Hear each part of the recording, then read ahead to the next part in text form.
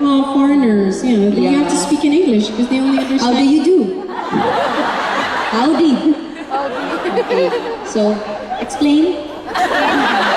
Explain what? English. What to explain? It's fine. It's English fine. is fine. See, it's English is fine. Really? How fine? Very fine. Oh, parang hindi rin to teacher sa English. English is fine? Ano nakakita? Hindi ko rin alam. Sinagot lang kita. Ikaw rin parang hindi ka rin nakaka sa international school, nakakahiya ka. You should know. Yeah. Ang hirap, nakaka-nosebleed.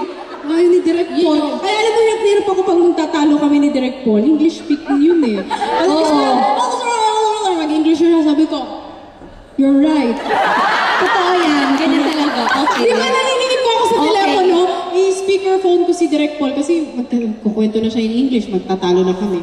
Naririnig ni Catherine. Sabi ni Catherine, sagot, sagutin mo. Hindi niya masasagot. Ang sabi lang niya, okay.